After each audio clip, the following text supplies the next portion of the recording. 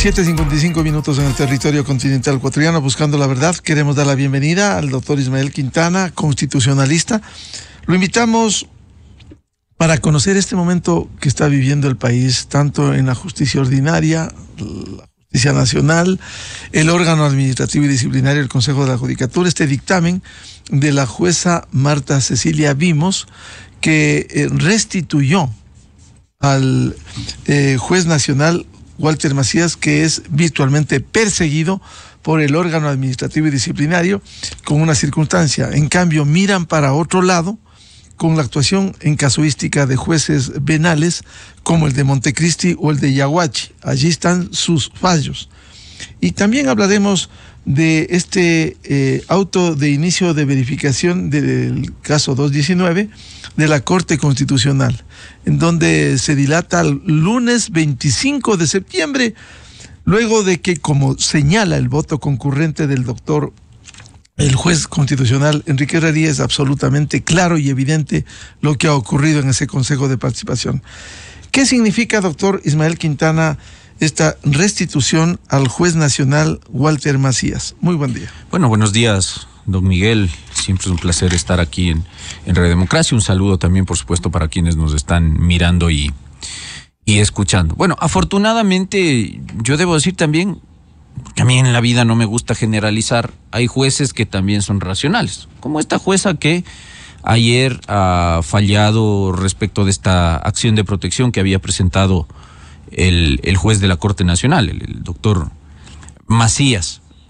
Y ya todos sabemos esa destitución que se da, como se han dado muchas otras por si acaso. Es decir, esto de que el Consejo de la Judicatura, violando el artículo 264, número 14 del Código de la Función Judicial, destituya jueces con 2 votos de 5, en un ejercicio curiosísimo de aritmética, cuando de los 5 la mayoría absoluta son 3, pues no 2.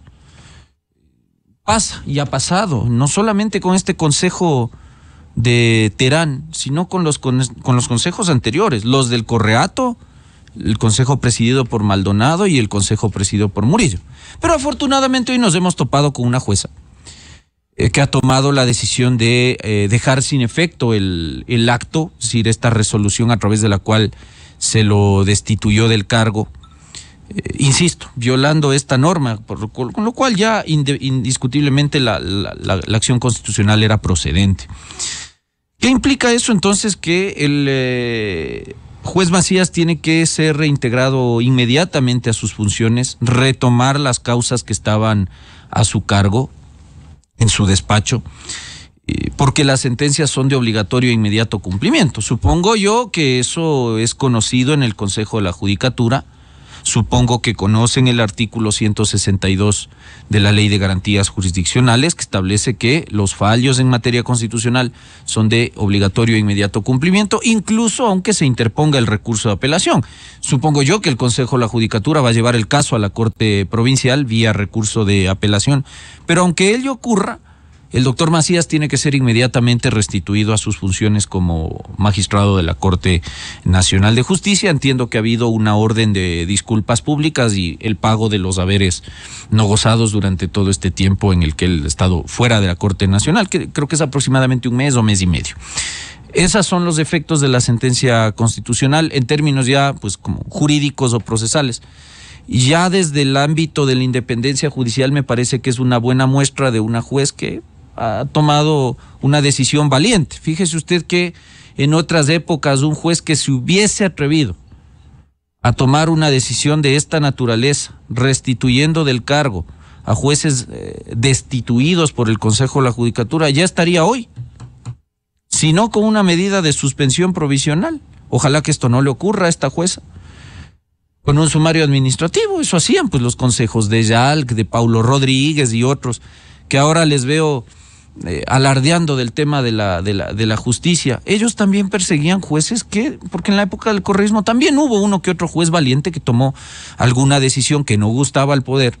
Y se acuerda usted los oficios. Usaron pues, el error inexcusable. Claro, y además que no había el procedimiento que ahora la Corte ya fijó, pues que debía haber una declaración judicial previa por parte de órgano superior, activándose un recurso dentro del proceso para efectos de determinar que hubo error inexcusable, negligencia, manifiesto dolo. Antes no era así. Bastaba con actuación oficiosa del Consejo de la Judicatura o a través de la presentación de una queja o de una denuncia, y se activaba inmediatamente el procedimiento administrativo, con el agravante de que hasta antes de un fallo de la Corte Constitucional, a la Corte se le puede criticar muchas cosas, pero en este tema de la independencia judicial ha dado buenos pasos, y uno de estos es exigir, la declaración judicial previa para la sanción de estos casos, para evitar que el Consejo de la Judicatura entre directamente a meter mano a la justicia. Y 2, el tema de impedir que las medidas de suspensión provisional de estos servidores judiciales se la tome directamente por parte del presidente del Consejo de la Judicatura, como ocurría hasta hace un tiempo. Ahora lo tiene que hacer al menos el Pleno del Consejo de la Judicatura. Entonces, afortunadamente se ha tomado esta decisión.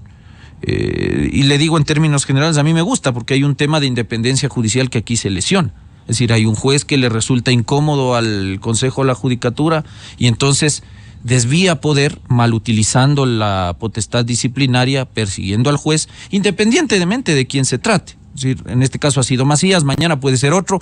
Anteayer fue el juez José Swing, Durango y otros que fueron perseguidos en el Consejo de la Judicatura de Gustavo Yalqui y otros, que les costó años litigar su regreso a la Corte Nacional a través del contencioso administrativo.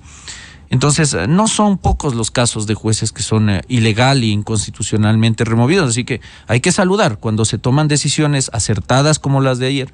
Hay que saludar a estos jueces que son valientes, y esperaría que el Consejo de la Judicatura no tome represalias contra esta jueza, que ha tomado una decisión que desde el plano jurídico es más que correcta, es decir, la acción de protección era procedente. Sería enredarse más si este Consejo viene actuando de esta manera. Ahora, en el fondo del tema, doctor Quintana, no es impedir que el juez Macías, si hay 6 u 8 más procesos disciplinarios en su contra, impedir que él actúe, porque incluso vocales del Consejo de la Judicatura está en manos del juez Macías. Sí, claro, yo creo que hay una intención detrás de todo este caos institucional que estamos viviendo últimamente, con el Consejo de la Judicatura, con la Corte Nacional de Justicia, con el Consejo de Participación Ciudadana y otras instancias, CNE, Tribunal Contencioso Electoral. Parece que detrás de esto hay un evidente plan político para beneficiar a una agrupación, al correísmo, sobre la base de toma de decisiones irregulares. Y el paso que están dando en el Consejo de la Judicatura es ese. Usted tiene un caso llamado Vocales, donde hay 2 miembros del Consejo de la Judicatura que presionaron a la Corte Provincial de Pichincha para favorecer a la expresidente de la Asamblea Nacional con una acción de protección. La Fiscalía tiene el proceso listo para avanzar ya a la etapa de juicio. Y resulta que se empieza a juguetear con la potestad disciplinaria en el Consejo de la Judicatura, se lo destituye a este juez. Y ahora, para efectos de dilatar el tema, se han abierto, entiendo yo, al menos 8 expedientes disciplinarios en contra de Macías. Sumarios que me imagino se sustanciarán en el Consejo de la Judicatura con una velocidad que en otros casos ni se ve. Como los que usted comentaba, pues de juez Quimis, los jueces de Manglar Alto y otros en los cuales uno dice, oye, y aquí una medida de suspensión provisional, un sumario disciplinario. No, es que necesitamos denuncia o queja, o necesitamos declaración judicial previa. Es decir, en los casos en que hay que protegerle al juez, pongo todos los pretextos por delante para no ejercer la potestad disciplinaria y de vigilancia de la actuación de los jueces. En los casos en los que el juez es incómodo, y esa es la mala praxis en general de nuestros consejos de la Judicatura, pero muy acentuada últimamente en este consejo, entonces ahí sí, me voy con todo, abro sumario, con 2 de 5 destituyo, con 2 de 5 suspendo, con 2 de 5 alargo periodos para beneficiar a otros jueces. Entonces, claro, ¿cuál es la finalidad? Evitar a toda costa que este juez, que es el que estaba a cargo del proceso de los vocales del Consejo de la Judicatura por un posible tráfico de influencias, conozca el caso. Es decir, esa me parece que es la finalidad de esta persecución administrativa en contra de este juez. Es decir, volverán seguramente en las próximas horas, a lo mejor un sábado, Como decía, me remito a las palabras del ministro de Gobierno, Henry Cucalón, que decía, parece que están fumando algo ahí en ese consejo, según el ministro. Lo cierto es que podrán reinstalar en las próximas horas para analizar de nuevo la conducta y suspenderlo o volverlo a destituir. Esta es una mala costumbre que existe en el Consejo de la Judicatura de cuando se ensaña contra un servidor judicial, iniciarle 7, 8 o más sumarios disciplinarios. Comentábamos extra micrófonos, les decía que hay casos de jueces que han sido destituidos y que pese a haber sido destituidos, luego siguen siendo perseguidos a través de la acción administrativa disciplinaria. Lo que le está pasando al juez Macías es el pan de todos los días con jueces que resultan incómodos al poder que está detrás de los vocales del Consejo de la Judicatura. Entonces, ¿qué le va a tocar al juez Macías? Defenderse de todos los expedientes disciplinarios que le están abriendo para efectos de evitar otra clase de sanciones o destituciones. Entiendo que ahí hay todavía una denuncia presentada por uno de los procesados en el caso Las Torres por un tema de negligencia manifiesta. Eso tendrá que nuevamente pasar a la Corte Nacional de Justicia, que hace 2 días rechazó otro de las, o no aprobó el informe que presentó el juez Guillén por la denuncia que presentó, o la queja en ese caso que presentó la todavía vocal Barreno, pero ahora va a tener que ir sorteando una por una. Veamos cómo va saliendo el juez de esto, ¿no? Ahora, esto no desvía y la atención, y por otro lado, ¿no puede cumplir el juez nacional con los casos que tiene en su despacho? Bueno, pero es que si usted le sigue distrayendo a cualquier servidor judicial de su actividad fundamental, que es administrar justicia, porque le toca estar yendo al Consejo de la Judicatura a presentar escritos, a defenderse, a presentar descargos, a practicar prueba en los sumarios disciplinarios, ese hombre va a tener que vivir en el Consejo de la Judicatura, pues porque tiene 7, 8 expedientes administrativos o acciones disciplinarias ahí abiertas y tiene que defenderse.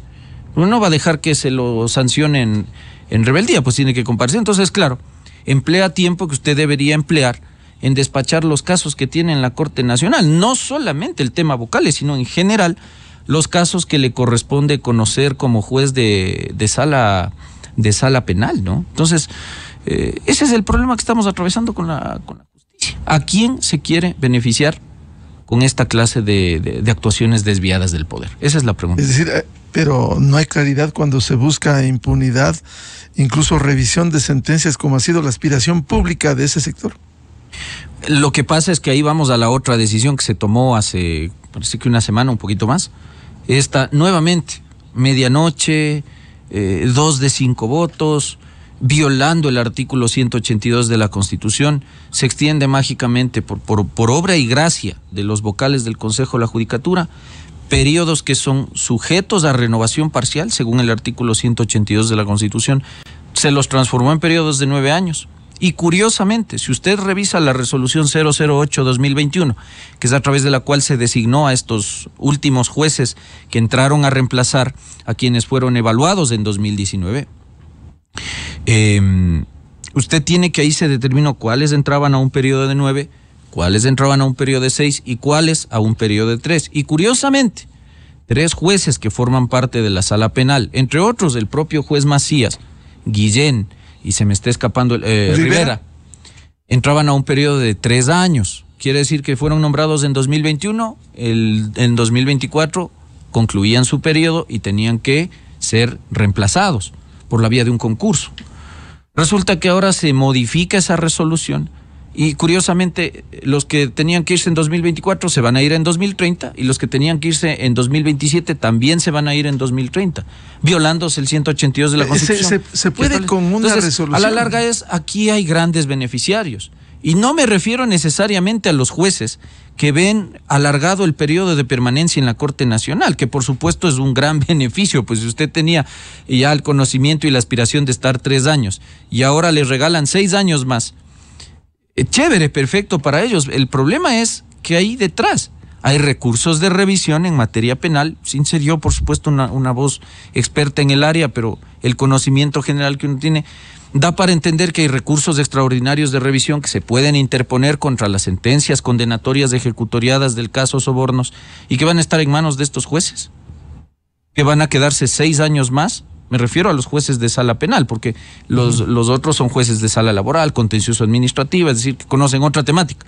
Pero lo que aquí nos preocupa es que hay jueces que tienen en sus manos casos graves de corrupción o de afectación a la buena marcha de la administración pública y que han recibido regalo anticipado de Navidad porque se van a quedar 6 años más, a sabiendas de que los recursos de revisión además son inagotables. Es decir, yo puedo presentar uno tras otro, tras otro, tras otro, hasta que me suene la campana. Ahora, la pregunta es, ¿esta irregularidad es solamente producida por Terán y Muñoz?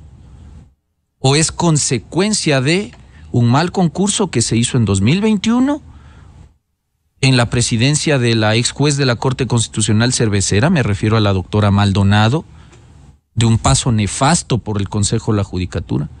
Porque Terán y Muñoz no han nombrado pues a Rivera, Guillén y otros jueces que ahora son abiertamente vinculados a la Revolución Ciudadana. ¿Quién los nombró? ¿Los nombró Terán? No, los nombró Maldonado, los nombró Barreno, los nombró Morillo y los nombró Murillo. Ahí está la firma, si usted revisa la resolución 008-2021.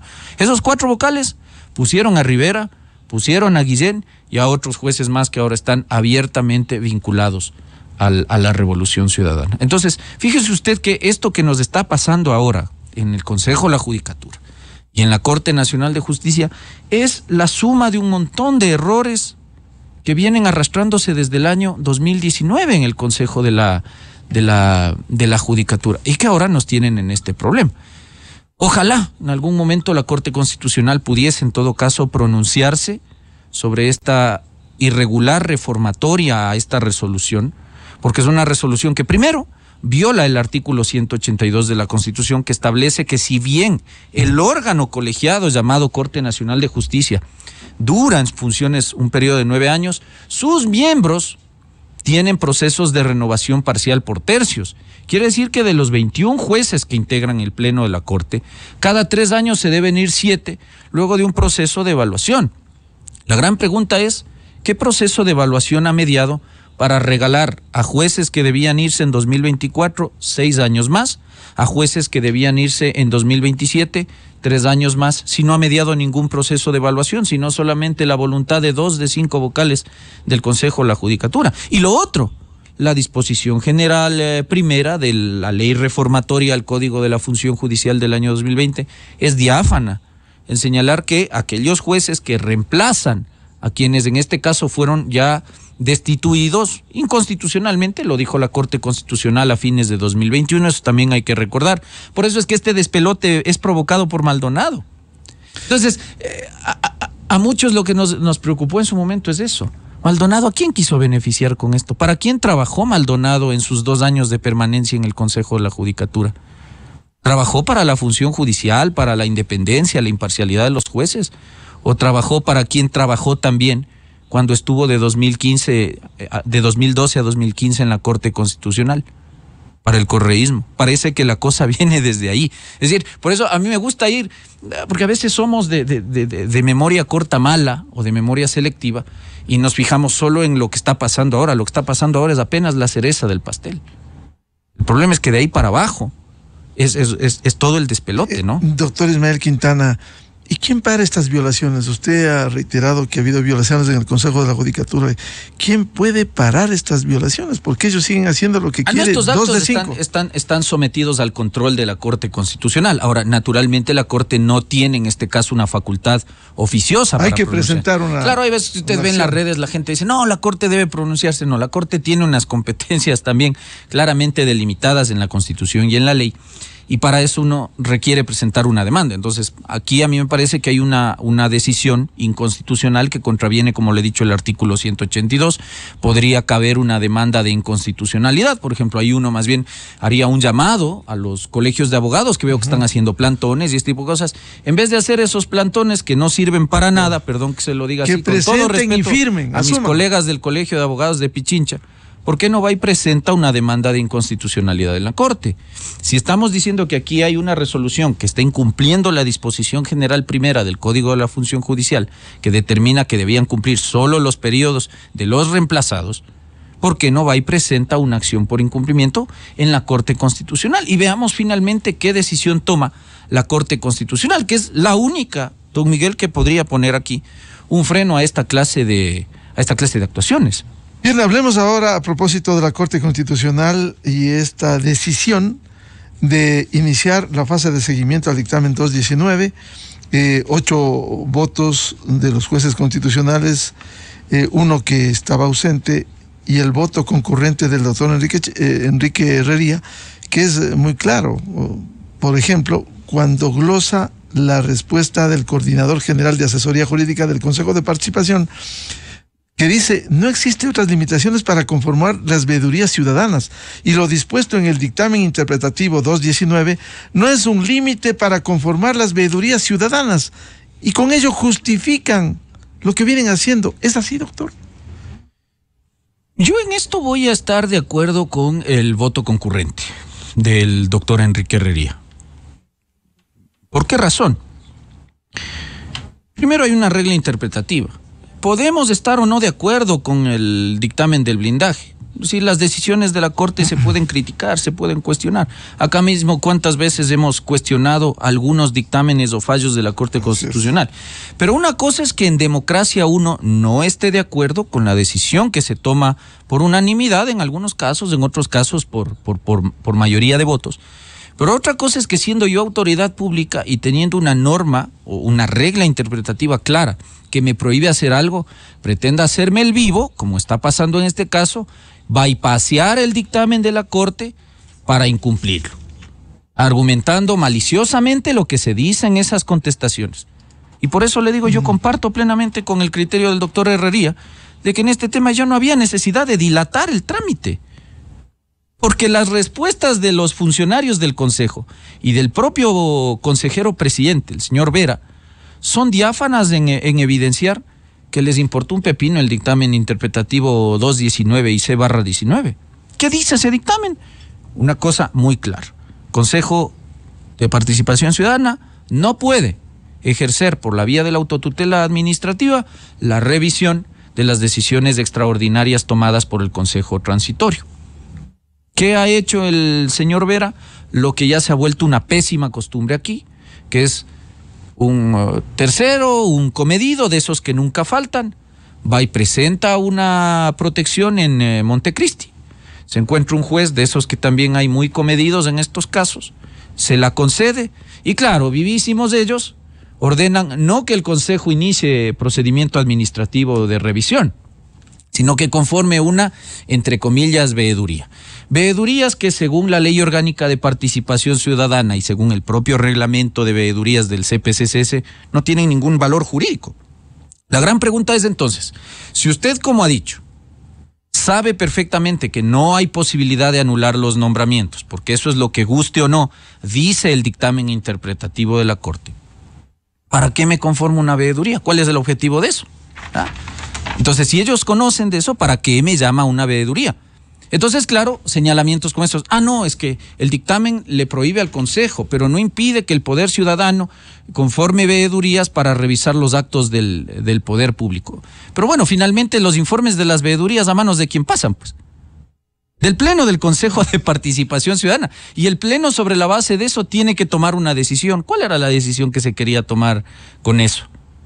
Anular los nombramientos, revisar los nombramientos, enviar a Fiscalía, enviar a Contraloría, qué sé yo. Es decir, tomar alguna decisión que contravenga claramente lo que el dictamen 219 dice. Entonces, como hay un incumplimiento, la Corte tiene una potestad, que el Tribunal Constitucional, a la luz del sistema del 98, no la tenía, por si acaso. Porque ahora los que se quejan de que la Corte ejerce esa facultad de verificar y seguir el cumplimiento de sus dictámenes son los que le entregaron a la Corte en la Constitución de Montecristi esa potestad. Verá, esto que estamos viendo ahora con el sistema del 98 jamás hubiese ocurrido. Es decir, el señor Vera y su combo de mayoría podrían burlar tranquilamente los fallos de la Corte. Con el sistema anterior, el ex Tribunal Constitucional dictaba una sentencia, una resolución, y si la autoridad quería, cumplía. Si no quería, no cumplía, porque no habían mecanismos para compelir a cumplir el fallo. Entonces, ese era un problema que tornaba en ineficaces a las decisiones constitucionales.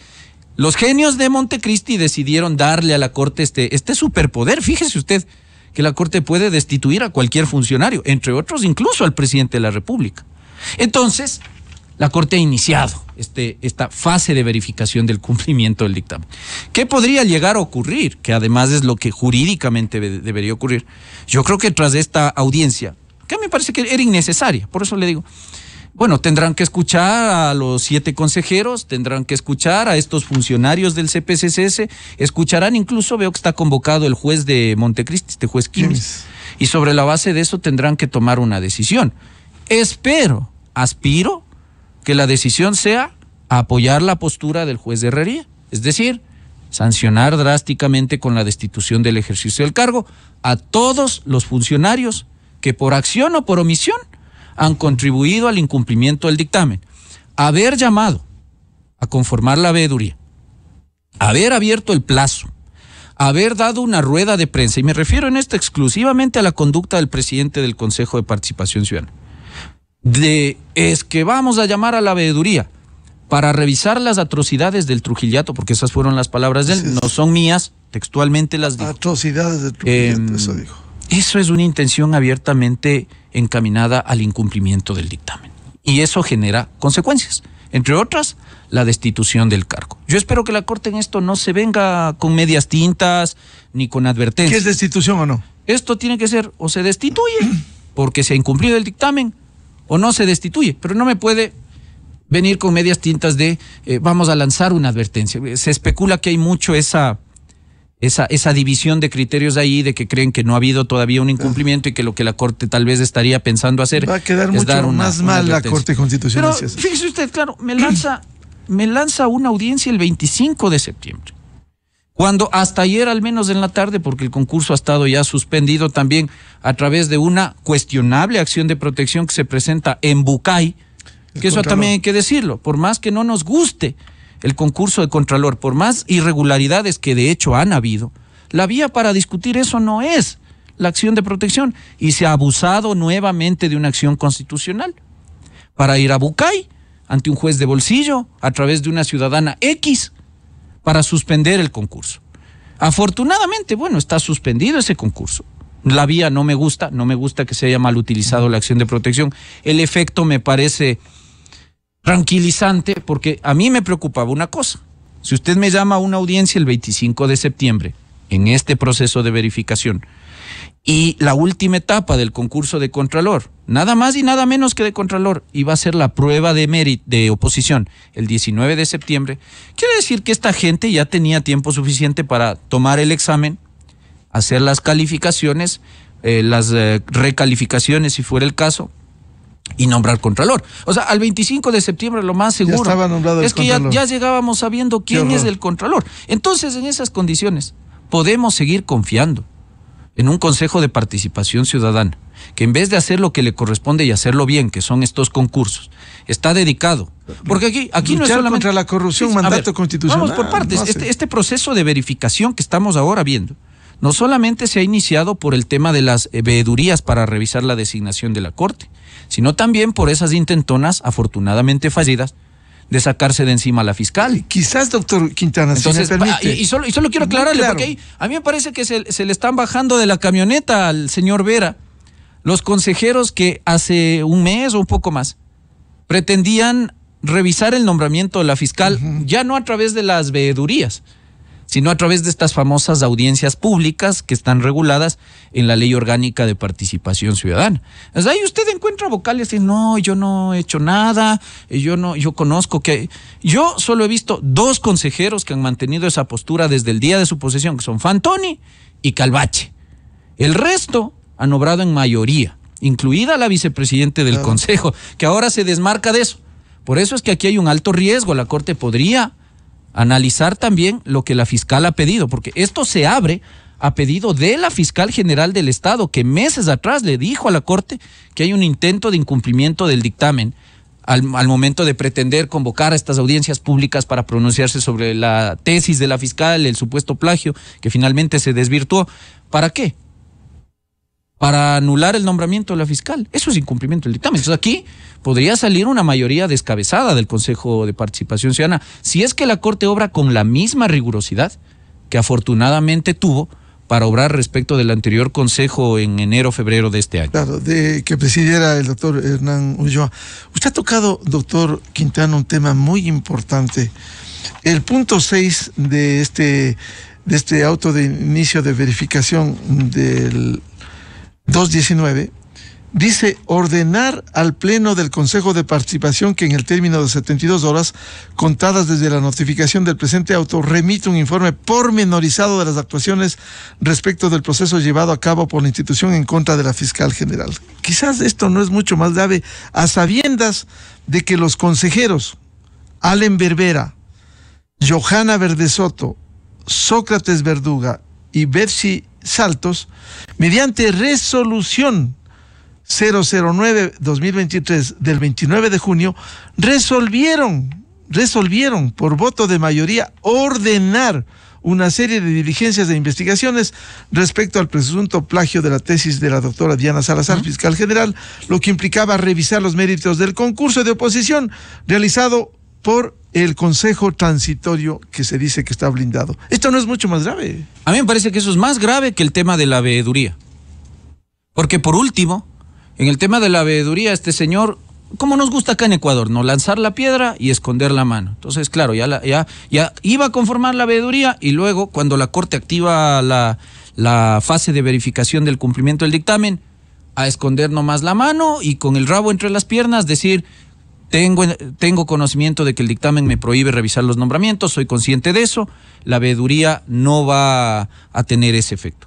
Pero lo otro es mucho más grave, porque no se convocó solo a uno, fueron 2 o 3 audiencias públicas, convocadas ahí sí por decisión de mayoría de este consejo, desnaturalizando lo que dice el artículo 73 de la Ley Orgánica de Participación Ciudadana, porque si bien es cierto, las veedurías, las audiencias públicas son mecanismos válidos de participación ciudadana para fiscalizar los actos y las decisiones del poder público, hay que entender también cuál es la naturaleza jurídica de estas famosas audiencias públicas.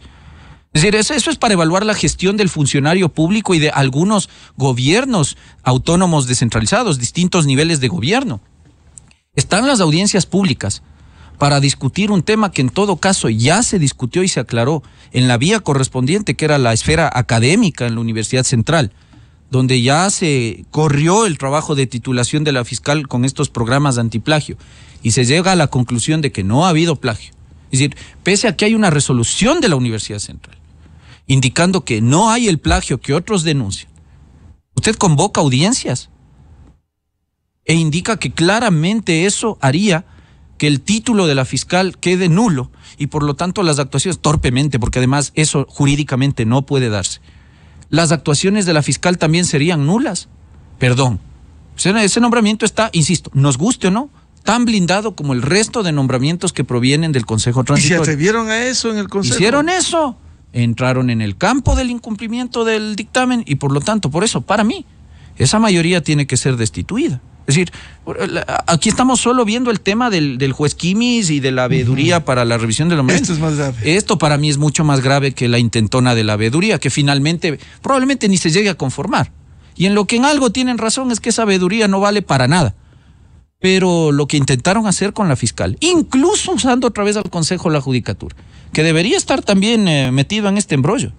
Yo no entiendo por qué la Corte aquí no ha llamado al doctor Wilman Terán a comparecer en esa audiencia. Recuerde usted, fue convocado, que la iban reunión a suspender, pues, sin tener competencia constitucional y legal, porque el Consejo de la Judicatura no ejerce potestad disciplinaria de la fiscal no pertenece a la carrera judicial. Eso está expresamente establecido en el Código Orgánico de la Función Judicial. Pero sí, yo no entiendo cómo esta gente llegó a administrar justicia sin haber abierto al menos el Código Orgánico de la Función Judicial. Perdón que se lo diga así, pero francamente esto ya sorprende el nivel de gente que tenemos en los organismos de control.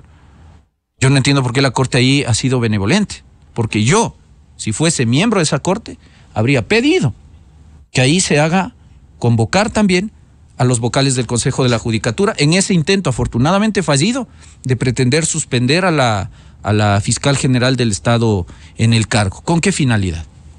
Con todos estos ingredientes, para concluir por ahora, doctor Ismael Quintana, sería gravísimo que la Corte Constitucional no destituya primero dilatan al 25, lunes 25, 10 de la mañana. Y segundo, con todos estos elementos jurídicos constitucionales, ¿no sería gravísimo que la Corte solo exhorte, advierta y no destituya a estos? Espero que la Corte no se venga con medias tintas, porque si la Constitución les da una facultad es para ejercerla, y ejercerla dentro del ordenamiento jurídico, pero con todo el rigor. Por algo mucho menos grave, se destituyó a 7 vocales del Consejo de Participación Ciudadana, que fue el no nombramiento del vocal presidente de la Judicatura. Son pocos los casos en los que la Corte anterior y esta han destituido, sí, de hecho el de los vocales del CPCC es el único caso. Así que yo esperaría que se siente un precedente de que no solo este dictamen, sino cualquier fallo constitucional en general que sea burlado por una autoridad pública, trae consecuencias jurídicas. Porque esto es un caso de trascendencia, de interés, pero los incumplimientos de sentencias constitucionales, don Miguel, se dan a todos los días, en todos los días, a todo nivel y respecto de cualquier caso. Entonces ya es hora de que la Corte empiece a dar ejemplo de aplicar con rigurosidad las facultades, de sancionar y de destituir a los funcionarios y mandarlos, obviamente, a su casa, ¿no?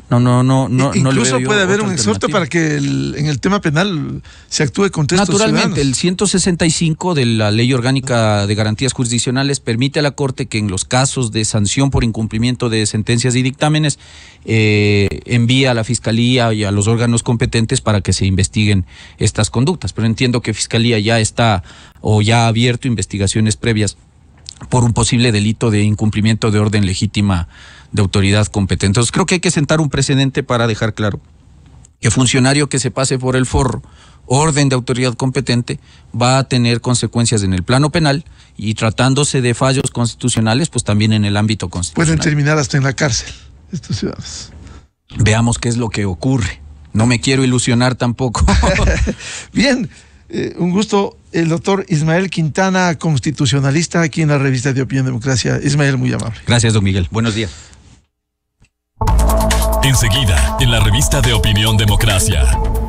8:31 minutos, buscando la verdad. Vamos a una pausa publicitaria y ya volvemos con el ministro de Inclusión Económica y Social, Esteban Bernal, para hablar sobre la desnutrición crónica infantil. Desde 1984 con Gonzalo Rosero. La revista de Opinión Democracia. Siempre líderes, siempre confiables.